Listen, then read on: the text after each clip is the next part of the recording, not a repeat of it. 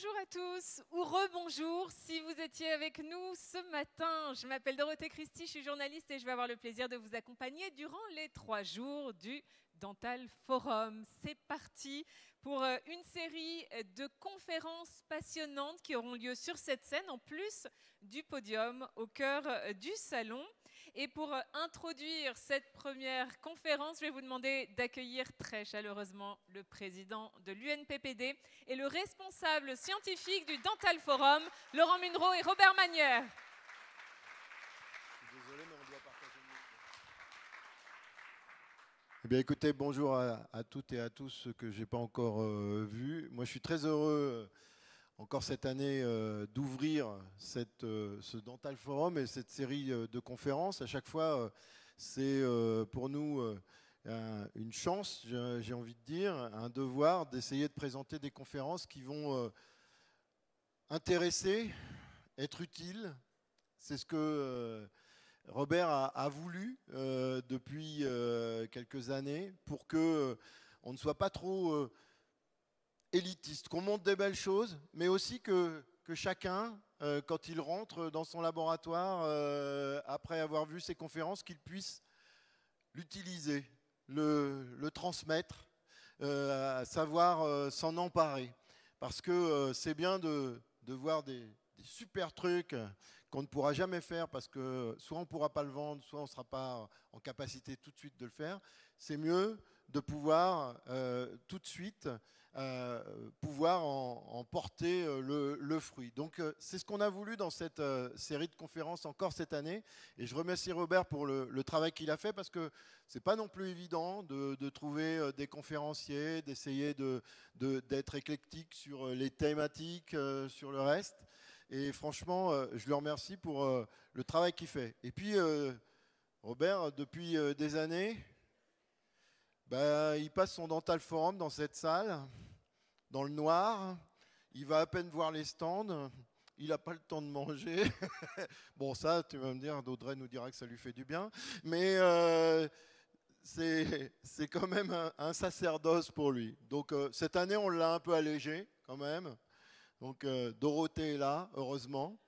En tout cas, j'espère que ces séries de conférences durant ces 3 jours vont vous convenir, vont vous plaire, que vous pourrez justement rentrer en ayant le souvenir de ce qui s'est dit ici, de ce qui s'est passé, et que vous pourrez à la fois l'utiliser, le transmettre dans vos laboratoires parce que c'est important pour nous. C'est important pour l'UNPPD que cette organisation de ce salon Dental Forum soit vraiment porteur pour notre profession de prothésiste dentaire, au-delà de l'exercice quotidien, et qu'on puisse derrière faire passer l'excellence. C'est ce qu'on va faire tout au long de ces journées en remettant des diplômes, des médailles. Bon, on est près des Jeux Olympiques, donc ça tombe bien. On l'a fait un peu exprès. Mais on va essayer de montrer que notre profession, elle va de l'avant. C'est une profession aujourd'hui qui mérite de s'engager dedans pour un avenir serein. Merci à vous tous d'être ici. Merci aux différents conférenciers qui vont se succéder sur cette salle. Et merci à Robert d'avoir organisé tout ça pour l'UNPPD. Merci à vous. Merci Laurent pour cette ouverture. Voilà. Le congrès, pour moi, c'est juste en 2 mots. Hein. C'est pour tout le monde. C'est pour les étudiants, pour les professionnels que nous sommes, pour les fournisseurs, pour venir chercher le petit truc en se disant, tiens, j'ai vu ça, lundi à l'école, je vais essayer de faire la même chose, ou au laboratoire, je vais faire la même chose. Et puis les fabricants qui sont là, se dire, on va peut-être essayer de développer un truc pour nos amis prothésistes. Voilà, les conférences sont là pour ça. Vous avez 3 jours de super conférences. Je vous remercie de votre attention et on va commencer. Je vous repasse notre ami Dorothée. Merci beaucoup, messieurs. On peut vous applaudir. Et je vais maintenant vous demander d'accueillir très chaleureusement notre premier intervenant. Il s'agit de Geoffroy Rigoubi.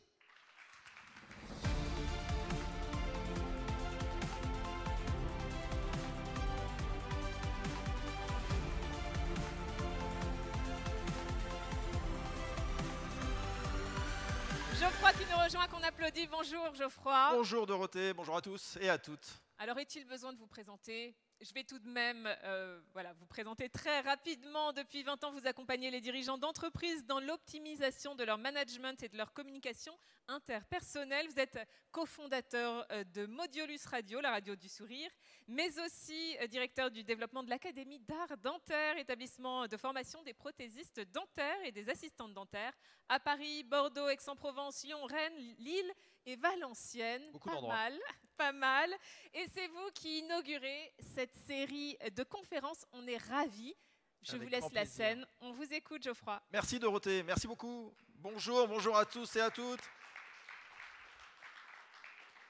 Donc, il ne vous reste absolument rien de vos années collège. Rien du tout. On ne vous a pas appris que quand vous arrivez quelque part, vous vous mettez au fond de la salle. Évidemment. Et là, ça fait plaisir parce que normalement, je dois aller vous chercher un par un pour vous dire revenez. Et là, vous êtes arrivés tous devant. Alors ça, c'est formidable. Ça veut dire que l'univers de la prothèse dentaire est hyper bienveillante, hyper positive et a envie d'apprendre. Donc ça, c'est super. Bravo. Comment ça va se passer? On va faire pendant 30-40 minutes et après des questions-réponses. Par contre, vous savez comment c'est. Si vous notez pas les questions au fur et à mesure de la conférence, à la fin, vous n'en aurez pas. Et là, on a un énorme blanc, on dit c'est le moment des questions-réponses, qui se lance. Et là, on dit ah oui, tiens, j'avais une idée en tête, j'avais une question, je m'en souviens plus. Et puis à la fin, il n'y a pas de question. Bon, s'il n'y en a pas, ça veut dire que j'ai été très clair. S'il y en a, ça veut dire que ça vous a beaucoup intéressé. Donc dans les deux cas, vous inquiétez pas, je ne me vexerai pas, ça sera parfait. En tout cas, mon conseil, c'est que pendant la conférence, si à un moment donné, il y a quelque chose que je dis qui ne vous va pas, qui ne vous plaît pas, ou vous vous dites ah tiens, ça c'est intéressant, je voudrais en savoir plus, ça m'interroge, vous le notez et comme ça à la fin, on aura 15-20 minutes pour échanger ensemble. Alors cette conférence, c'est une conférence motivée, convaincre, fédérer les clés d'un management productif au sein du laboratoire, qui est un abstract d'une formation d'une journée. Donc là, l'idée, ça a été de faire un condensé pour vous donner des clés, des bases, pour vous apporter des informations sur le management du laboratoire. Mais attention, on n'est pas sur quelque chose qui va pas intéresser tous ceux qui ne sont pas managers ou patrons de laboratoire. Parce que là, vous n'êtes pas tous patrons de laboratoire, pas encore en tout cas. Donc il y en a qui le sont, il y en a qui sont étudiants, il y en a qui sont collaborateurs, salariés, il y a un peu de tous les profils. Ça va évidemment intéresser les professionnels, patrons de laboratoire, bien entendu, on va voir pourquoi. Mais vous, les étudiants, vous, les collaborateurs, les salariés, ça va aussi vous intéresser parce que c'est quelque chose qui est propre à soi. C'est ça qui est intéressant dans cette conférence. Il y a plein de choses qui sont intéressantes dans cette conférence, mais il y a un élément qui est intéressant, c'est que c'est centré sur vous. On ne va pas faire une conférence, une énième conférence sur les bonnes pratiques à un moment donné, de voilà, il faut faire comme ça, faire comme ça. On va plutôt orienter en partant de vous. Pourquoi? Parce que le management, par principe d'un laboratoire, il y a un élément, une clé essentielle, c'est le manager. C'est lui. Donc il y a plein de recettes qui existent bien entendu, mais ce qui est intéressant, c'est de partir du manager, de vous poser les bonnes questions. Et ça, c'est quelque chose qu'on va justement aborder. Vous allez voir, c'est quelque chose qui est vraiment au centre de cette conférence. Alors, on va commencer par déjà le sujet. De quoi parlons-nous? On parle de ressources humaines. Dans un laboratoire, si on part du principe que vous avez 1, 2, 3, 10, 40, 50 salariés, vous avez des ressources humaines. Et c'est important parce que c'est un peu le sujet central. En gros, il y a le patron, la patronne, le manager, le chef de labo et la ressource humaine. Et c'est dans cette interaction qu'on va travailler. Donc la ressource humaine, c'est quoi? Ressource, le moyen matériel d'existence. J'adore ce mot, c'est magnifique. Moyen matériel d'existence, il est fort. La ressource humaine est forte. Déjà, on a une première approche sur le respect absolu et la considération nécessaire de la ressource humaine qui nous apporte le moyen matériel d'existence, donc du laboratoire. Et humain. Alors là, c'est intéressant parce qu'on peut avoir plusieurs définitions selon. Humain, ce qui est humain, la ressource humaine. Et sinon, il y a l'adjectif aussi qu'on peut prendre, qui est compréhensif et compatissant, manifeste de la sensibilité. Alors peut-être qu'il y en a qui ne vont pas se retrouver là-dedans. Peut-être qu'il y a des patrons de labo qui vont dire moi, mes ressources humaines, c'est pas forcément tout le temps ça. Mais l'idée, c'est que ça le soit. Donc ça, c'est un message pour les patrons de labo. Comment faire pour que votre ressource humaine fasse partie de l'adjectif qui est compréhensif, compatissant et manifeste de la sensibilité? Et comment faire, vous, en tant que collaborateur et salarié, pour à un moment donné faire partie de l'adjectif et être compréhensif, compatissant avec votre environnement pour pouvoir être productif afin d'apporter une solution collective au laboratoire. Déjà, on parle d'un problème qui est un problème d'engagement. Pourquoi cette conférence est importante? Pourquoi le management est une matière où il y a même des écoles faites pour ça, on les appelle les écoles de management. Donc c'est une matière à part entière. Pourquoi c'est important? Tout simplement, c'est que sans management, il n'y a pas d'engagement du collaborateur. Et sans engagement, il n'y a pas de productivité. Donc le management en tant que tel est essentiel. La problématique, c'est que vous êtes dans un environnement professionnel où, quand vous sortez de vos études, que ce soit vous ou les chirurgiens dentistes, vous n'avez pas appris le management. Alors pour les prothésistes, ça a un peu changé parce qu'il y a les nouveaux référentiels qui sont arrivés il y a peu de temps, etc., où on a appuyé un peu plus sur le BTS, notamment sur la notion de management. Mais les chirurgiens dentistes, ils font 6 ans d'études, pas un moment, on leur apprend le management. Et pourtant, la première chose qu'ils font quand ils rentrent en cabinet dentaire, ils embauchent. Une assistante dentaire, 2 assistants dentaires, hommes, femmes, n'importe, ils embauchent. Et donc ils doivent par définition manager. Mais ils ne managent pas, on va le voir, ils vont diriger. Ce n'est pas la même chose. Et en fait, le problème, c'est l'engagement. Il y a une étude Gallup qui a été faite dans 150 pays et qui a défini qu'il y avait 15% d'engagement du collaborateur. C'est-à-dire que 15% des collaborateurs dans le monde, globalement, se considéraient engagés dans l'entreprise, avaient une motivation de travail profonde dans l'entreprise. C'est très peu. Attendez la suite. En France, 6%. 6%. Alors évidemment, on parle de tous les salariés, tous les collaborateurs, de tous les secteurs, bien sûr. Et il y en a, on le sait, qui sont beaucoup plus complexes que d'autres. Mais pour autant, c'est quand même important parce qu'un salarié engagé, là je parle au patron de laboratoire, c'est 21% de rentabilité en plus, par définition. Parce qu'un collaborateur engagé qui a envie, qui sait pourquoi il travaille, à qui on a expliqué, à qui on a fait donner du sens au travail, va évidemment voir son travail d'une autre manière que si on lui a juste dit « vas-y, fais ça ». Et en le voyant d'une autre manière, il va y mettre son cœur, il va y mettre sa motivation, et on va augmenter la rentabilité de la structure. Là, en l'occurrence, on parle du laboratoire. Donc là, on voit toute l'importance de travailler sur l'engagement du collaborateur. Et il y a une seule façon de travailler sur l'engagement du collaborateur, c'est le management. C'est le management. C'est la seule façon. Et encore une fois, le management est une matière, comme on a appris à l'école, l'histoire géo, le français, les maths, c'est une matière. Mais une matière que malheureusement, on a trop peu apprise pendant nos études, sauf pour ceux qui ont fait des écoles de management. Préalable.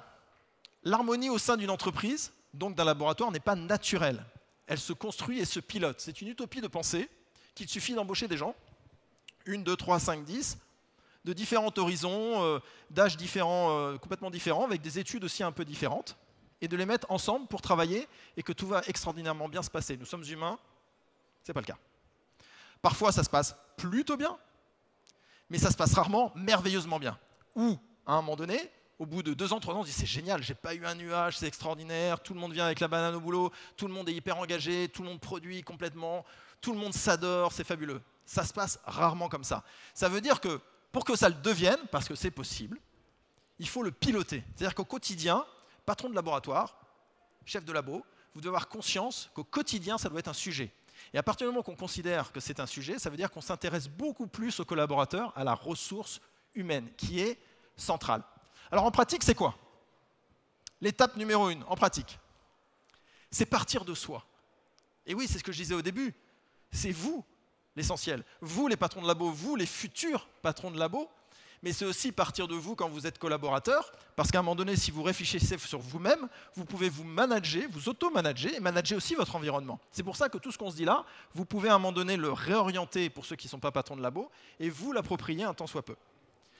Partir de soi, ça veut dire que vous êtes vraiment l'élément central. Donc ce que je vais vous demander, au lieu de faire une annonce à l'après-vert où à un moment donné on va dire il faut faire ça, il faut faire ça, il faut faire ça, c'est juste comprendre que ce qui compte, c'est ce qu'il y a dans votre tête en tant que patron de labo. C'est la manière dont vous allez voir votre environnement, votre laboratoire, votre entreprise, votre monde. Et c'est ce qui va, à un moment donné, interagir avec les collaborateurs. Et vous allez donner soit de la motivation et de l'envie, soit au contraire, quelque chose de lourd, qui va faire redescendre la motivation. Donc il est essentiel de partir de vous, vous les patrons de laboratoire. Alors, le premier point, c'est le paradigme. Alors, qu'est-ce qu'on entend par paradigme? Le paradigme, c'est la réalité. La réalité n'existe pas. Ok, la réalité n'existe pas. Comprenez-moi. On a chacun notre propre réalité. Il n'y a pas une réalité qui existe. Nous avons une réalité qui nous est propre par rapport à notre histoire, par rapport à notre éducation, par rapport à nos expériences, bonnes ou mauvaises, aux souffrances que nous avons vécues à un moment donné dans notre enfance, dans nos expériences de vie. On a une vision de la vie qui est différente de celle du voisin. Mais ça veut dire que notre réalité à nous est différente de celle du collaborateur. Aussi par rapport à notre fonctionnement et notre statut, on est le personnage dans l'entreprise qui dirige, le collaborateur n'est pas celui qui dirige, c'est celui qui se fait diriger. Et là, en l'occurrence, il faut passer de diriger à manager. Donc avoir conscience, et ça c'est le premier point, que le paradigme est le filtre que l'on s'applique à la perception de notre propre réalité. Ce n'est pas anodin ce que je vous dis. Ce n'est pas ésotérique non plus. Et c'est quelque chose qui sert fondamentalement au-delà de votre environnement professionnel et de votre vie dans le laboratoire, au quotidien. Et vous le savez quand vous réfléchissez. Il y a des moments, vous ne savez pas pourquoi, entre guillemets, mais vous vous sentez mieux qu'à d'autres moments, sans forcément de raison. Et en règle générale, quand vous vous sentez mieux, c'est qu'il s'est passé quelque chose la veille qui a été hyper positif dans une relation sociale, c'est parce qu'il fait beau. Voilà, on se sent rarement super bien quand on a eu un conflit, qu'il pleut, qu'on est un lundi matin, le 4 février. En règle générale, ce n'est pas le moment où on se sent super bien. L'idée, c'est qu'en fait, on peut. On peut parce qu'on a la main là-dessus. Et en fait, il y en a qui vont se sentir bien et il y en a qui ne vont pas se sentir bien. Pourtant, il pleut pour tout le monde. Donc tout dépend de vous. Et c'est votre capacité à reprendre la main sur votre paradigme. Si vous reprenez la main sur votre paradigme, vous êtes prêt à manager. Il est très difficile de manager quand on ne se sent pas bien, quand on est au fond du trou, quand on est fatigué, quand on en a marre, quand on a passé des heures avec un fournisseur ou qu'on a eu des problèmes avec un client et que ça ne s'est pas résolu. C'est difficile de revenir après dans le laboratoire et de dire « Ok, tout va bien, on y va, on produit, c'est bon ?» Non, on a plutôt envie de dire « Non, c'est bon, je t'ai dit 3 fois, là tu ne le fais pas, maintenant ça suffit. » Et oui, mais cette parole-là qui est liée, certes au fait que le collaborateur n'a pas fait le travail, mais surtout à ce qui vient de se passer, forcément elle est destructrice. Elle n'est pas motivante. Donc cette vérité, cette réalité à ce moment-là. Bonjour à tous. Le point se met en mode Silent Room pour la présentation de P avec Philippe A et Arnaud Léger à 14h30. Nous vous invitons à rejoindre le podium. Nous avons aussi une intervention en salle de conférence avec Geoffroy Récoubi sur les clés d'un management positif au sein du laboratoire. Nous vous attendons nombreux en salle de conférence. Belle journée à tous. Merci. Donc il est important à un moment donné de reprendre la main sur son paradigme, car on a la main sur son paradigme. Ce n'est pas évident, ce n'est pas facile, on a tous nos problèmes, plus ou moins graves, et parfois même graves, très graves. Mais on a la possibilité à un moment donné, à défaut de l'annihiler complètement et de faire comme si ça n'existait pas, d'en avoir une vision un peu plus positive, moins négative. En tout cas, ça ne dépend que de nous. Générer un paradigme positif. Dans notre réalité individuelle, à chacun, prenez conscience qu'on se parle constamment. Là, vous êtes en train de vous parler dans votre tête. Vous dites des choses. Peut-être que vous dites wow, c'est super intéressant. Peut-être que vous dites oh là là, je ne comprends pas où il va aller, là, sa réalité, etc. Peut-être que vous dites j'ai laissé mon sac sur le stand, mais est-ce que je l'ai laissé derrière ou devant? Vous dites quelque chose. Et en fait, on se parle tout le temps. À la terrasse d'un café, en marchant, on se parle tout le temps. Et on est en roue libre. Reprenez la main sur ça. Reprenez la main. En fait, nous sommes ce que nous nous disons. Donc quand à un moment donné vous êtes un peu down et qu'il y a quelque chose qui s'est passé de pas terrible, vous allez vous parler négativement, et voilà, et il pleut encore, et voilà, et j'ai encore ce rendez-vous, j'ai pas envie de le faire. Vous dites ça dans votre tête. Forcément, vous arrivez, vous essayez de sourire, vous n'y arrivez pas. Si vous reprenez la main sur votre paradigme et que vous générez un paradigme positif, ok, c'était compliqué, c'était difficile, mais on va le gérer, c'est passé, on y va maintenant, devant, devant, devant. Si vous reprenez la main, c'est très puissant. Parce qu'au quotidien, vous allez vous nourrir d'énergie positive et ça va se ressentir pour vous et pour votre environnement. Et là, vous rentrez dans une logique où vous êtes prêt à manager. Là, c'est intéressant. Alors, comment on fait pour générer un paradigme positif? Déjà, dans nos relations à l'autre, il faut partir de l'autre et non de soi. Ça choque personne? Il faut partir de l'autre et non de soi. Et là, j'ai dit partir de soi. Ah, il est sympa, mais alors, il raconte n'importe quoi. Et ouais, parce que, suivez-moi bien, pour partir de soi, il faut partir de l'autre. Et pour partir de l'autre, il faut partir de soi. C'est bon, vous l'avez? Ah non, non, on ne l'a pas. Bien sûr, normal. En fait, quand vous interagissez avec l'autre, vous partez de vous. La façon dont vous allez interagir va générer une réponse Positif, négatif, attendu, contradictoire, conflictuel, soft, dépend. La manière dont vous allez vous exprimer. Donc si vous posez la question, donc vous partez de vous, comment je vais lui parler? Qui est-il? Qui est-elle? Quelle est sa situation? Quelle est sa vie? Et que vous lui parlez en fonction. Vous ne parlez pas de la même manière qu'avec quelqu'un qui travaille pour vous depuis 10 ans qu'avec quelqu'un qui travaille pour vous depuis 10 jours. Ben non. Donc vous partez de l'autre. Mais pour partir de l'autre, il faut réfléchir d'abord à la manière dont vous allez lui parler. C'est plus clair? Et en fait, on ne le fait pas, ça. On est souvent dans la réaction. Instinctivement. Je parle, tu réponds, je parle, tu réponds. Et c'est là où il y a conflit, parce qu'on est sur deux réalités complètement différentes. Notre rôle à nous, en tant que patron et patronne, c'est de bien prendre en compte qu'il est essentiel de partir de celui ou celle qui est en face. C'est la ressource humaine. Et ça, pour en avoir conscience, il faut se poser la question soi-même. Voir des solutions à tous les problèmes, voir des problèmes à toutes les solutions. Ça, on en a beaucoup. J'ai 2 citations qui sont assez sympas. Une de Confucius, « La vie est tellement simple, mais nous insistons pour la rendre compliquée ». C'est quand même une vérité. Et une autre d'Albert Einstein, « Restez éloigné des gens négatifs, ils ont un problème à chaque solution ». En fait, tout problème est une illusion de l'esprit. Vous avez des paramètres, avec une équation avec des paramètres, avec des inconnus, et il faut résoudre cette équation, tout simplement. Soit vous l'appelez problème, et dans le cerveau, problème, c'est un problème, soit vous l'appelez, c'est une équation avec des paramètres, et on va résoudre ça. Donc ça n'empêche pas que c'est anxiogène, qu'on n'a pas envie, que c'est une charge mentale, mais la manière dont on va le voir, ça va changer la donne. Et quand vous êtes face à un collaborateur qui vous amène un problème, parce qu'il y a un client finalement qui quitte le navire, ou alors qui envoie un travail à faire, mais à rendre pour demain, absolument, ou pour cet après-midi, c'est un problème. Et le collaborateur dit qu'est-ce qu'on fait, qu'est-ce qu'on fait, qu'est-ce qu'on fait? Et si vous vous dites mais il m'ennuie, il m'enquiquine, et encore, je suis en public, je reste poli, et que vous êtes énervé, vous n'apportez pas de solution, vous nourrissez la problématique, et votre rôle de manager, il tombe à l'eau. Vous, votre rôle, c'est de dire ok, pose ça là. Pas de souci. On va réfléchir et on va trouver une solution. Parce qu'il y a une vérité absolue dans ce monde. Il y a toujours une solution. Toujours. Après, c'est notre capacité à la trouver. Et parfois, il faut la chercher. Mais il y a toujours une solution. Et votre rôle à vous, le rôle du manager, c'est de chercher cette solution. Alors imaginez-vous, quand vous n'êtes pas manager, quand vous êtes encore étudiant ou collaborateur, si vous adoptez ça et que vous êtes celui qui va dire « Non mais, patron, il y a une solution. On va la trouver. » Alors là, ça devient sympa. Donc c'est pour ça que ça intéresse tout le monde, fondamentalement. Ça concerne tout le monde. Donc votre rôle à vous est véritablement d'essayer de trouver les solutions plutôt que de se focus sur les problèmes. On n'a jamais résolu une problématique en pensant à la problématique. Il y en a, ils définissent le problème, il y en a, ils regardent la solution. On cherche la solution. Pour chercher la solution, il faut se décoller du problème. C'est une équation avec des paramètres. Ça, c'est générer un paradigme positif. Mais c'est un changement de mentalité. Et vous pouvez me dire, oui, mais c'est bien facile. Non, c'est pas facile. Mais c'est nécessaire pour se soulager au quotidien dans son environnement professionnel. Les effets négatifs d'une communication non verbale en roue libre. La communication non verbale. Vous savez que 93% du message qu'on transmet est non verbal. 93%. La manière dont vous parlez, l'intonation, les gestes, le regard, ce que vous transmettez, tout ce qu'on peut dire en non verbal quand vous parlez avec quelqu'un.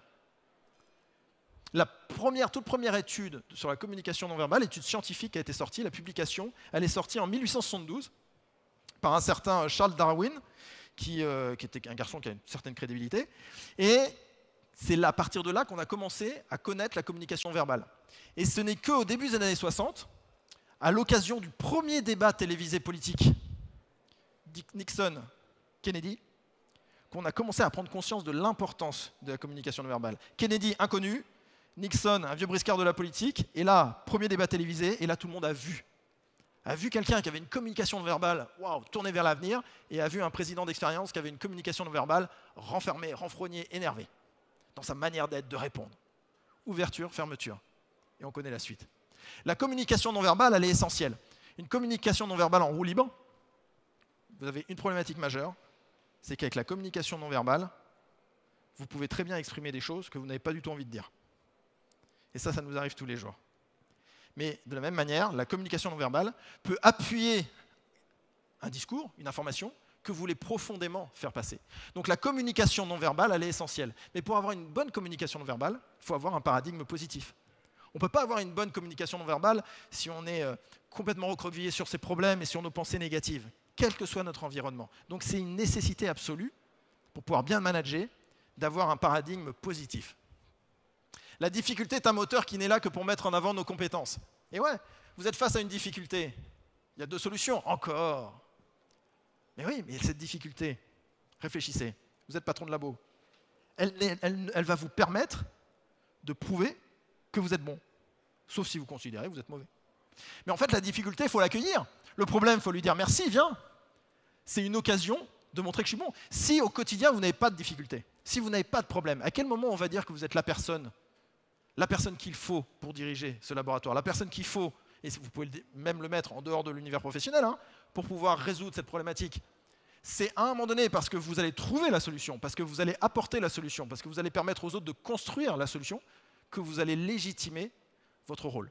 Donc en fait, toute problématique est une opportunité pour vous permettre de prouver au monde que vous êtes bon. Donc vive les problèmes. Vous voyez le paradigme? Il faut être sur cette logique de paradigme. Il ne sert à rien d'être contre. Au quotidien, on aime bien être contre, avoir des combats. Mais ça ne sert à rien d'être contre. Être contre n'est pas motivant. Être pour est motivant. Donc toutes les choses sur lesquelles vous êtes contre, essayez de voir comment vous pouvez être pour. Je prends toujours l'exemple du Covid, vaccin. Il n'y a rien qui divise plus que ça, c'est très bien. Covid, vaccin. Ne soyez pas contre le vaccin pour ceux qui sont contre. Ça ne sert à rien. Soyez pour les libertés individuelles. Vous voyez la différence? Ceux qui ont été contre le vaccin pendant tout le Covid, waouh, la charge mentale, dur. Par contre, se battre pour les libertés individuelles parce que je fais ce que je veux et je vais me battre pour ça, c'est différent. C'est le même combat. Et c'est votre droit. C'est le droit à tout le monde. C'est le mien, c'est le vôtre, c'est n'importe. Mais ce n'est pas la même façon de voir. Donc en fait, toutes les choses où vous pouvez être contre, essayez de le transformer pour être pour. Et là, la démarche, la puissance, la force ne sera pas la même. On mettra beaucoup plus d'énergie de se battre pour quelque chose que se battre contre quelque chose. Et donc quand vous êtes en laboratoire et que vous avez quelqu'un qui vous apporte une problématique en disant « oui, on ne peut pas faire ça, je ne suis pas d'accord avec ça », dit « ok, très bien, reformule-le » de façon positive. Ne sois pas contre ça, sois pour autre chose. Et dans tous les combats, si vous faites ça, le combat il est beaucoup plus léger et vous mettez beaucoup plus de force dans ce combat pour s'assurer de le gagner. Donc il est inutile d'être contre.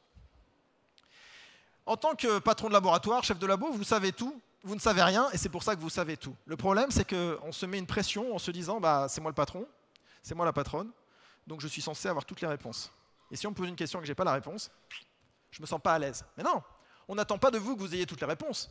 On attend de vous que vous puissiez aller chercher toutes les réponses. Ce n'est pas tout à fait la même chose. Et en fait, le meilleur des patrons, la meilleure des patronnes, c'est celle qui dit « je ne sais pas. Je ne sais pas. Par contre, je vais aller chercher et je vais te dire. » Et moi, je vais pouvoir aller chercher. C'est ça mon rôle de chef, de patron d'entreprise. Donc, accepter que vous ne savez pas, c'est le meilleur moyen d'être totalement tranquille avec ça. Et c'est le meilleur moyen de se dire, bah, du coup, comme je ne sais pas, je sais tout, puisque je vais être capable d'aller chercher l'information. Et enfin, ciblez vos croyances pour avoir un paradigme positif. Les croyances, il y a les croyances limitantes et les croyances ressources. Les croyances limitantes, c'est celles au quotidien qui vous amènent à vous appuyer vers le bas. Ça va être une journée difficile. Là, j'ai ce rendez-vous, ça va être compliqué. De toute façon, je sais que je ne vais pas y arriver avec ce collaborateur ou cette collaboratrice. Ce client-là, c'est même pas la peine que j'aille le voir parce que de toute façon, il ne reviendra pas vers moi. C'est foutu, c'est mort. Non, il y a toujours une solution. La croyance limitante. Et même quand on n'est pas... Là, je parle à ceux qui ne sont pas patrons de labo. Je ne suis pas fait pour ça, j'y arriverai pas, c'est trop dur. Croyance limitante, c'est une croyance, c'est que dans votre tête. C'est votre réalité. Il n'y a pas une réalité absolue qui existe, n'oubliez pas. Essayez de changer votre paradigme pour justement booster vos croyances ressources. Je vais apprendre, je vais m'améliorer, je vais faire mieux. Et de la même manière, quand vous êtes patron de labo, attention à ne pas distiller de la croyance limitante à vos collaborateurs. Tu n'y arrives pas, tu n'es pas fait pour ça. C'est pas grave, tu vas aller faire ça à la place. Ça y est, croyance limitante, la personne, et après on se demande pourquoi elle ne progresse pas. Ben parce qu'un jour, vous l'avez oublié, mais lui ou elle s'en souvient, vous lui avez apporté une croyance limitante. Et donc elle s'est enfermée dans cette croyance-là. Faites attention quand vous vous exprimez. Vous savez, dans dans l'énergie un petit peu du laboratoire où il faut aller vite, etc. C'est compliqué parce que les clients, pas facile, etc. On peut avoir cette logique-là. Et c'est ça qui amène à un moment donné à générer des croyances limitantes chez nos collaborateurs. Donc battez-vous pour avoir des croyances ressources sur vous et votre environnement. Alors justement, nos croyances. Je crois ce que je vois ce que je crois. C'est pas de moi, hein, c'est dans le Talmud. Je crois ce que je vois ce que je crois. Nous ne voyons pas le monde tel qu'il est, nous le voyons tel que nous sommes. C'est un résumé de ce que je viens de vous dire. Il n'y a pas de réalité. La réalité, c'est celle que je vois à travers mes yeux à moi, mon filtre à moi, mon paradigme à moi. Avoir conscience de ça, ça permet d'ouvrir. Parce que quand on est enfermé et qu'on est persuadé que le monde est comme ça, pour s'en sortir, c'est compliqué. Quand on se dit, ok, j'ai des difficultés, je sais pourquoi, j'ai une vie compliquée, j'ai aujourd'hui une vie compliquée, si à un moment donné, je ne me dis pas, oui, mais ça vient de moi, ça veut dire que ce n'est pas une fatalité. C'est-à-dire que si je décide à un moment donné que j'essaye d'améliorer ça, je peux le faire par petits bouts, tranquillement, mais je peux l'améliorer. Je peux alléger mon quotidien. Tout vient de nous. On a la main sur tout. C'est une sacrée bonne nouvelle. On a la main sur tout. Et le danger d'être persuadé, ne pas confondre avis et connaissance. Surtout aujourd'hui, sur les réseaux sociaux, je donne mon avis parce que je sais. Non, c'est un point de vue, c'est un avis, ce n'est pas une connaissance. Il y a la connaissance, les experts, et il y a le point de vue, l'avis. Et avoir conscience que quand je donne un avis, c'est absolument pas une réalité absolue. La réalité absolue, c'est une analyse factuelle avec des experts qui l'ont validée. Autant vous dire que c'est 0,0001% des posts sur Facebook, Instagram et autres. Donc ne pas confondre l'avis et la connaissance. En tant que patron de labo, on peut être persuadé de plein de choses. Mais est-ce qu'on a véritablement validé tout ça ou c'est juste un point de vue? L'intérêt du point de vue, c'est qu'on peut l'appuyer, on peut le défendre, mais on a l'humilité de comprendre qu'il peut évoluer. Donc du coup, on se remet constamment en question et on avance. Pourquoi? Parce que le monde bouge. Et si on a un avis très clair, on ne bouge pas avec le monde. Donc le point de vue, votre avis, c'est ce que vous ressentez. La connaissance, c'est ce qui est validé, véritablement validé. Et il ne faut pas confondre les deux. Toujours se référer aux faits et aux analyses. Le fait d'être persuadé, c'est ce qu'on appelle l'effet Mandela. Vous connaissez l'effet Mandela? Je vais vous donner un exemple. Vous connaissez Monopoly? Vous connaissez Monopoly? Merci. Monopoly, le jeu, tout le monde connaît, etc. Et vous avez le petit bonhomme, vous le voyez, avec les moustaches, le chapeau, le monocle, le papillon rouge et la veste noire queue de pie. Ok, ça c'est le petit bonhomme. Vous l'avez tous en tête? Ok. Le chapeau, vous l'avez en tête, c'est bon? Le monocle, vous l'avez en tête? Le papillon rouge, vous l'avez en tête? Tout le monde là? Bon, ça c'est un effet Mandela. Pourquoi? Parce que ce petit bonhomme, il n'a jamais eu de monocle. Jamais. Et en fait, on croit qu'il en a un. L'imagination collective. Il n'y en a pas. C'est l'effet Mandela. Pourquoi? Parce qu'à une époque, Mandela a été enfermé pendant tellement longtemps qu'il y a des rumeurs qui ont défini qu'il était mort en prison. Et il y a même des titres de journaux qui ont défini la mort de Mandela. Et quand on l'a vu sortir, tout le monde s'est regardé en disant « Mais c'est qui? Je croyais qu'il était mort. » Non, il n'est pas mort. Et depuis, on a appelé ça l'effet Mandela. C'est être persuadé de quelque chose. Mais quand on est persuadé de quelque chose, le danger, c'est qu'on va baser toute notre action sur cette chose dont on est persuadé. Avoir l'humilité de se dire « Ok, j'ai cette information en tête, mais j'en suis persuadé. Pas de souci, il a un monocle. » Oui, bien sûr, évidemment, il a un monocle. Je l'ai vu récemment, je le sais véritablement, c'est juste un point de vue, même si j'en suis persuadé, c'est juste un point de vue. Je pense qu'il a un monocle. Mais j'en ai pas encore eu la preuve. Voilà la différence entre l'avis et la connaissance. Et le problème, c'est que toutes nos actions quotidiennes sont basées essentiellement sur des points de vue et des choses dont nous sommes persuadés qui ne sont pas vérifiées. Et donc c'est là où à un moment donné, on va vers des choses qui sont incohérentes. Et dans la discussion et dans le management, c'est compliqué. L'intelligence collective au service de la productivité. Pour générer de l'intelligence collective, il faut susciter de l'intelligence individuelle. C'est-à-dire que l'intelligence collective, c'est le secret, à un moment donné, pour que votre structure puisse avancer sur des rails à vive allure. Et pour qu'il y ait de l'intelligence collective, logique, il faut que ça soit une addition d'intelligence individuelle. L'intelligence individuelle, la responsabilité, c'est la vôtre. C'est faire le nécessaire pour générer de l'intelligence individuelle, c'est-à-dire donner envie. Vous, en tant que patron de labo, vous devez donner envie. Pour ça, il faut bannir les mots fainéants. On parle sans réfléchir. Les mots fainéants, c'est les éléments de langage que l'on donne. Les mots fainéants, c'est des mots qu'on ne choisit pas et qu'on donne comme ça au quotidien. Il faut choisir les mots que l'on donne à son équipe, car c'est ce qui façonne votre environnement. Donc les mots fainéants, ça veut dire tiens, il faut que tu me fasses ce travail. Tiens, il faut que tu me fasses ce travail. Wow, c'est vraiment là très fainéant. Nous avons reçu ce travail du docteur XYZ pour nanana. C'est un docteur, rappelle-toi, avec qui on travaille que depuis 2 semaines, donc il est important de pouvoir apporter satisfaction, et je compte sur toi pour pouvoir le faire nanana. Voilà, là, ok. C'est pas juste tu produis, parce que sinon, évidemment, on ne génère pas l'envie. Donc il faut faire attention à nos mots, les mots forts, éléments de langage, etc. Savoir déléguer, source de mise en confiance du collaborateur. Toute la difficulté du chef de labo, du patron, etc., c'est savoir déléguer. Apprendre à déléguer. Vous avez une littérature infinie sur Internet avec des livres, etc. Apprendre à déléguer en tant que patron, c'est essentiel, puisque plus vous déléguez, plus vous générez la confiance du collaborateur. Faites faire les choses. Ne montrez pas juste comment faire. Non, voilà, maintenant fais-le. Juste dire, voilà, il y a ça à faire. Je sais que tu sais le faire. Fais-le. Prenez le risque que ça foire. Mais vous aurez beaucoup plus d'avantages si vous prenez le risque que si vous ne le prenez pas. Savoir déléguer est essentiel, ça génère la confiance du collaborateur. Travailler la reconnaissance du collaborateur, on l'a dit un peu avec les mots fainéants, toujours expliquer, informer, communiquer. Quand vous avez un labo, 3-4 collaborateurs, et vous recevez quelqu'un, et vous dites « Ah, comment ça va, ça fait longtemps, etc. etc. Tiens, je te montre les installations, là, etc. etc. » Et les collaborateurs, ils ne savent pas qui c'est. Ils ne savent pas. Alors, c'est pas grave. Ils ne se posent pas la question, bonjour, bonjour. Ils continuent leur travail.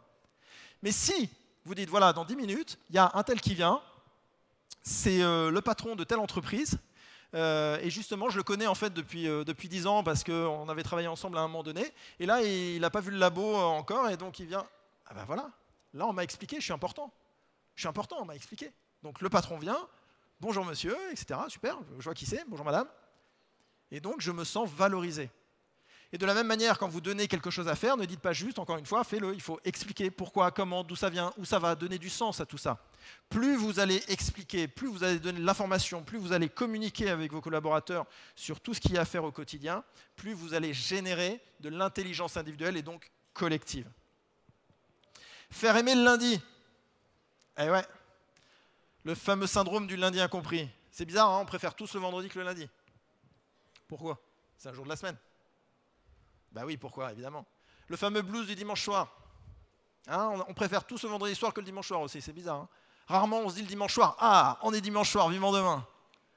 Là, vous remarquez que le vendredi soir, ouais, on peut l'entendre ça. Ouais, bien le vendredi soir. Eh bien, c'est le syndrome du lundi incompris. Faites aimer le lundi à vos collaborateurs. Pour quelle raison le lundi ne devrait pas être un bon jour? C'est un début de semaine, il y a plein de projets, c'est vachement sympa. Organiser des petits déjeuners, organiser, je ne sais pas, ce que vous voulez, le lundi matin, et on est content de venir le lundi matin parce qu'on sait qu'il y a ça. Donc ça va être chouette. Donc on est content. Et donc on fait travailler l'intelligence individuelle pour générer une intelligence collective. Mais remarquez bien que le lundi, on s'en fout en général. Voilà, on sait que c'est un jour, ça va, comme un lundi. Ben voilà. Eh bien il faut que comme un lundi devienne ça va, ouais, comme un lundi. À vous de le faire. Qu'est-ce qui empêche? Paradigme. Réalité, qu'est-ce qui nous empêche de faire du lundi une fête? Pourquoi le dimanche soir, ce ne serait pas super? Et contre le syndrome du dimanche soir mal aimé, un petit tips, ben, à un moment donné, je ne sais pas, faites du dimanche soir un truc sympa. Je ne parle pas d'entreprise, hein, je parle en privé. Petite séance de ciné, un truc sympa où on se dit, tiens, le dimanche soir, c'est bien. En fait, j'aime bien parce qu'on a ce rituel. Dimanche soir, lundi matin, c'est des réalités qu'on se donne. Et on se dit, c'est comme ça, point barre. Mais non, c'est pas comme ça. On a le choix, on fait ce qu'on veut. On fait ce qu'on veut. Décidons de faire de notre vie quelque chose de positif le dimanche soir et le lundi matin. La puissance du bonjour, évidemment, c'est une porte ouverte, mais on le dit quand même. Le bonjour, c'est pas salut, bonjour, bonjour, bonjour. Non, on est content de se retrouver. Vous êtes patron de laboratoire, vous êtes content de retrouver vos ressources parce que si vous arrivez dans le laboratoire le lundi matin, le mardi matin, le mercredi matin et qu'il n'y a pas vos ressources humaines, ça va être la panique. Imaginez-vous, les patrons de labo, patronnes de labo. Vous arrivez, il n'y a personne. Alors ok, si vous arrivez avant tout le monde, c'est normal. Mais vous arrivez et à 10h, il n'y a personne. Là, il y a quand même un problème. Donc ça veut dire que s'ils sont là, c'est bien. Exprimez-le. Donc vous êtes heureux de les voir. Bonjour. Un vrai bonjour. Ça va bien. Comment ça va là? N'en faites pas trop, hein, mais Comment ça va? Ça va bien? Oui, bien et tout, etc. Voilà, c'est une discussion, un échange, c'est la puissance du bonjour. Le bonjour, il est hyper important. Il y a très longtemps, au tout début de mes études, j'ai fait un stage chez... je vous dirais même pas, c'était même pas Auchan, ça s'appelait Mammouth. Il y en a qui ont connu Mammouth? Ouais, il n'y a pas que des jeunes. Mammouth. J'ai fait un stage chez Mammouth. À 4h du matin, je mettais en rayon, etc. Et il y avait un mec qui était le patron du Mammouth, c'était énorme. Et il s'appelait Monsieur l'Empereur, pas faire mieux. Et donc, il y avait un grand panneau, je sais parce qu'il y a un grand panneau à l'entrée du parking qui disait « Monsieur l'Empereur et son équipe vous souhaitent la bienvenue ». Je trouvais ça classe. Et premier jour, je mets en rayon, comme ça, etc. Et puis j'entends un mec qui dit bonjour, bonjour, bonjour, bonjour, qui passe comme ça. Et je vois un mec, un grand gaillard, la quarantaine, etc., qui arrive, 1m85, 90, les yeux bleus et tout. Et puis il me regarde comme ça. Moi, j'étais stagiaire. Et puis il me regarde et fait bonjour. Bonjour, monsieur. Ça va? Je dis oui. Bon. Vous êtes nouveau ici? Je dis oui. Allez, bon courage. Merci, monsieur. Et le mec d'à côté qui est là depuis 10 ans, il me dit c'est monsieur l'Empereur, c'est le directeur. Ah, je vous garantir que tous les matins, avant qu'ils viennent dire bonjour, je m'activais, et dès que j'entendais bonjour, je dis oh là là, je regarde, bonjour monsieur l'Empereur, bonjour. Ah, j'avais une satisfaction. Et là, je me suis dit la puissance du bonjour, la considération, le fait à un moment donné de dire bah oui, tu me dis bonjour parce que si je suis pas là, ta boîte elle tourne pas. Donc je suis important. Et donc je le montre chaque matin. La puissance du bonjour. Être toujours heureux de ce que vous faites, même face aux profils difficiles ou aux écueils. Encore une fois, les problèmes n'existent pas, c'est une illusion de l'esprit. On peut les voir comme problèmes ou comme équations à résoudre. Question de mindset et donc de paradigme. Je vais vous poser une question. Si je vous donne 1 million d'euros, à tous là, individuellement, à chacun. Ouais, conférencier, ça gagne bien, c'est bien. 1 million d'euros à tout le monde. Vous les prenez? Non? Ouais. Vous les prenez et en plus vous dites merci normalement. Okay? Si maintenant je vous donne 1 million d'euros, mais je vous dis demain matin vous ne vous réveillez pas. Vous les prenez, mais si vous les prenez demain matin vous ne vous réveillez pas, c'est fini. Vous les prenez? Ah non. Ça veut dire que votre matin, il vaut plus qu'1 million d'euros. Et quand on en prend conscience, on se réveille le matin, waouh, on se dit chouette. C'est comme si j'avais gagné 1 million d'euros tous les matins. Sauf que si on ne se le dit pas, on se lève le matin, il faut aller au boulot. Oh, le réveil, oh, dur, oh, faut se lever du lit, oh là là, j'ai pas envie. Tu préfères ne pas te réveiller? Tu as lâché 1 million d'euros hier pour vivre ce moment. Et tu râles? Et non. Donc demain matin, quand vous réveillerez, que vous soyez collaborateur ou patron, pensez à ça. Vous venez de gagner 1 million d'euros. C'est génial, non? Donc en fait, on n'a pas le droit d'être malheureux. Il faut être heureux. On a tous les problèmes du monde, hein, de la Terre. Des graves, des moins graves. Les graves, c'est les personnels. Les moins graves, c'est ceux du boulot. Ils sont charge mentale, on est d'accord. Mais malgré tout, pensez à ça. 1 million d'euros. Le problème, c'est que nous souffrons plus de notre imagination que de la réalité. En fait, quand vous regardez la réalité, même si on a des problèmes, elle n'est pas si terrible que ça. Par contre, l'imagination, c'est ça qui nous fait souffrir. C'est notre mindset profond qui nous fait souffrir. Et donc, si on arrive à piloter cette imagination pour ne pas envisager le pire, à partir de là, on peut envisager de changer notre mindset. J'ai une citation de Spinoza qui nous dit « Si vous voulez que la vie vous sourie, apportez-lui d'abord votre bonne humeur. » C'est pas mal, ça. Je ne dis pas que c'est facile, hein. Je dis juste que c'est nécessaire et qu'il y a un moyen. On prend pas. Diriger un laboratoire, étape 2. On a vu l'étape 1, étape 2. Diriger un laboratoire.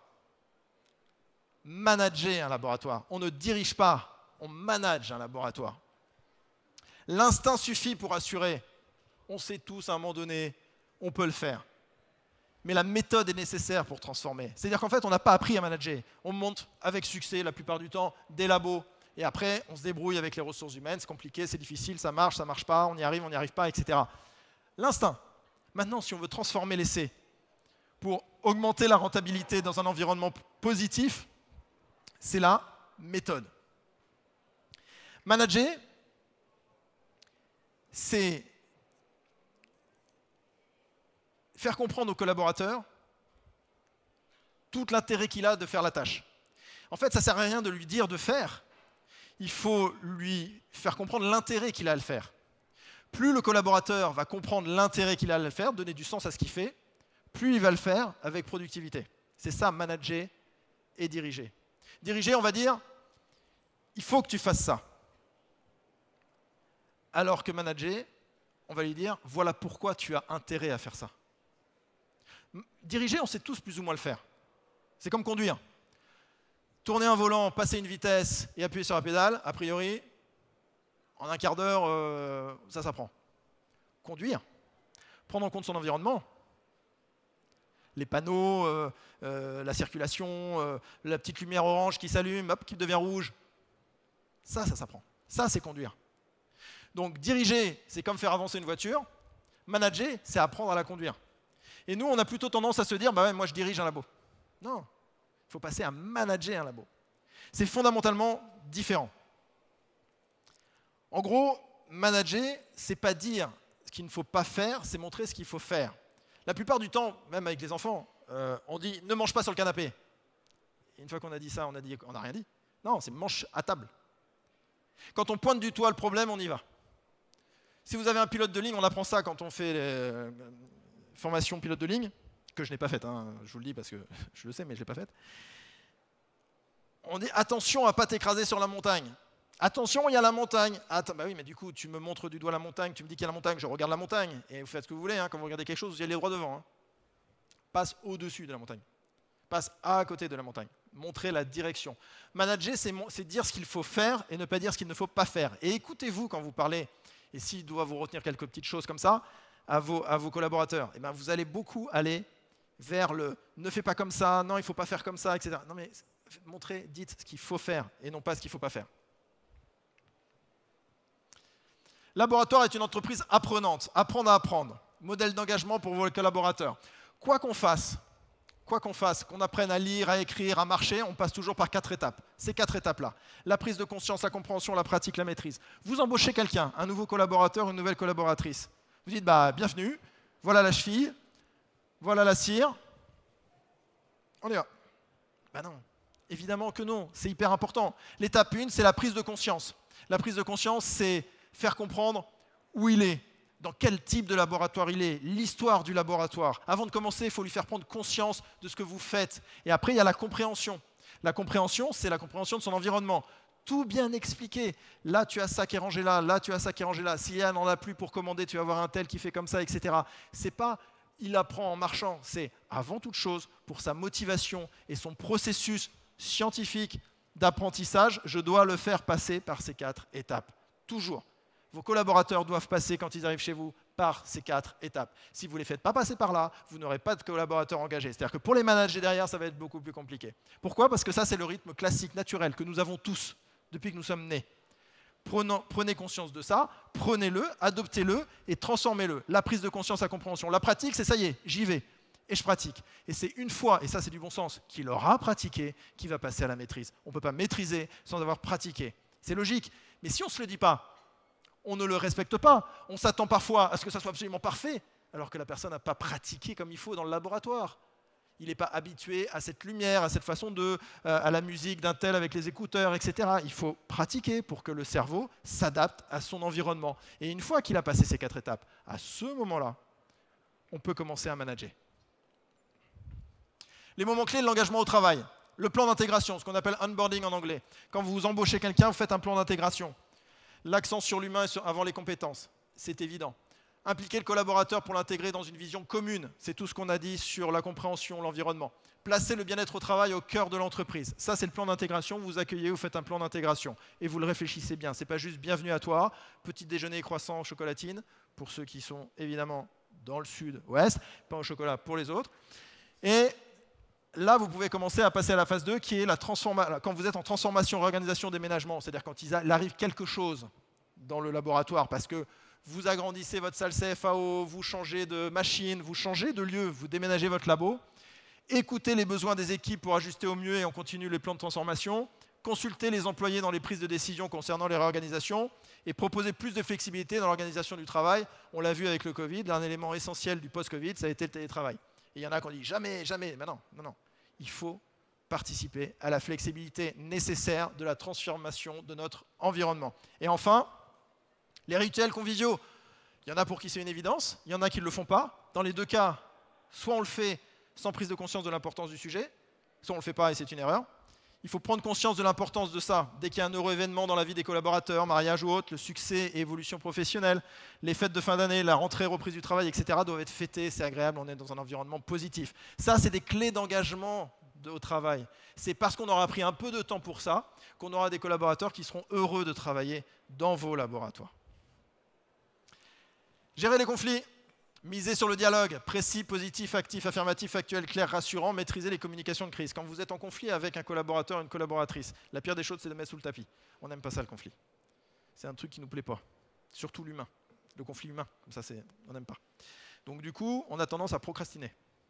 Ah, on verra demain, on verra demain, on verra demain. Et c'est là où on enterre à un moment donné une situation qui n'est pas bonne, entre collaborateurs et patrons. Donc en fait, il faut dire les choses. Il faut se parler, il faut écouter, il faut être précis dans ce qu'on dit. Il faut savoir de quoi on parle. Privilégier les entretiens en tête-à-tête, c'est toujours mieux sur la gestion des conflits. Et oser affronter son interlocuteur.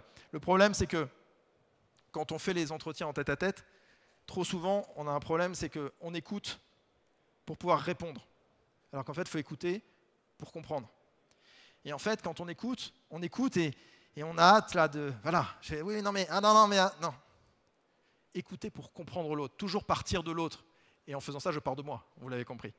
Donc, je prends conscience qu'il faut que j'écoute pour comprendre et après pour répondre. Si j'écoute pour répondre, chose qu'on fait à chaque fois, c'est pas bon, parce que là, on reste sur ses positions. Hyper important. Et accepter qu'il puisse y avoir négociation. La négociation est essentielle. En conflit avec les profils un peu difficiles ou autres qu'on peut avoir, il ne faut pas rester campé et dire « Ok, on va définir un champ de négociation envisageable. » Et on va en parler, on va discuter des propositions qui peuvent être négociables. Et pour ça, arrêtez d'essayer de convaincre. En fait, vos collaborateurs, il ne faut pas essayer de les convaincre. Il faut les faire adhérer. Ce n'est pas le même processus intellectuel. Convaincre, c'est il faut. Faire adhérer, c'est qu'il y a un intérêt. Donc définissez ce que vous avez à dire pour faire adhérer. Et en faisant ça, vous allez grandir parce que vous allez partir de l'autre. Pour faire adhérer quelqu'un, il faut comprendre qui il est. Il faut savoir quelles sont ses envies, ses besoins. Et à ce moment-là, vous pouvez le faire adhérer. Avoir de l'imagination, explorer les champs des possibles. Quand je parle des propositions négociables, oui, mais c'est quoi ? Il y a toujours des solutions. Avoir une imagination large et imaginer les possibilités de résolution qui peuvent exister. Pour résumer, si on peut sortir quelques mots de cette conférence, écoutez pour comprendre et non seulement pour répondre. Reprenez ou prenez le contrôle de votre paradigme, vous l'avez compris, c'est essentiel pour vous, votre laboratoire et vous dans votre quotidien. Se concentrer sur l'autre et donc sur soi pour se concentrer sur l'autre. Ok, ça vous l'avez. Et manager et non diriger dans votre quotidien. C'est bon pour tout le monde ? Merci à vous.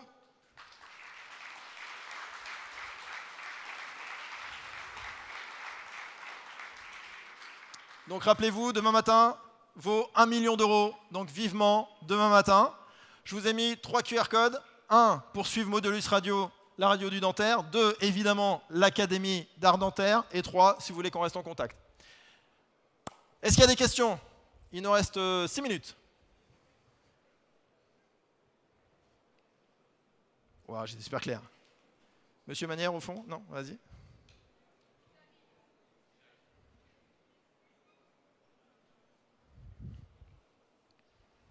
Merci Geoffroy. J'ai la chance de te poser la première question. Voilà, là tu m'as troublé parce que lundi matin, j'ai un gros travail à faire sur moi. Tu m'as fait comprendre certaines choses qu'effectivement j'avais tendance à mettre sous le tapis. Est-ce que si je change, je dis bien, est-ce que si je change d'un coup comme ça lundi matin en me disant bon j'ai vu ça, je vais essayer d'appliquer ce qu'il a dit, ça ne risque pas de choquer un ou une collaboratrice, collaborateur ou collaboratrice? Excellente question, tu as tout à fait raison. Évidemment, le changement ne doit pas se faire de façon brute et déjà il faut qu'il soit accepté par vous. Donc comme tu l'as dit, si tu changes de manière immédiate et instantanée. C'est pas un travail que tu auras fait sur ta vision à toi, c'est plus une application de quelque chose qui t'a conquis. Donc c'est positif, c'est bien, mais ça peut perturber, on peut ne pas comprendre.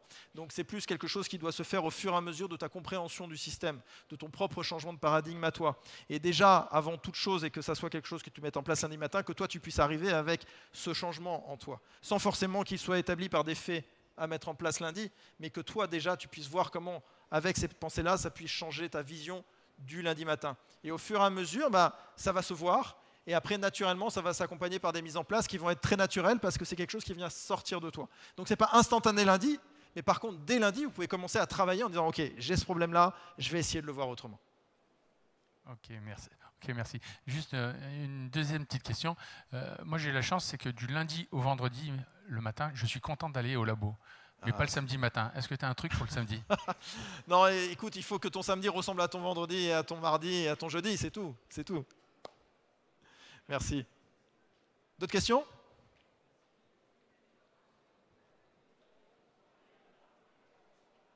Alors, qui a une question mais qui n'ose pas la poser?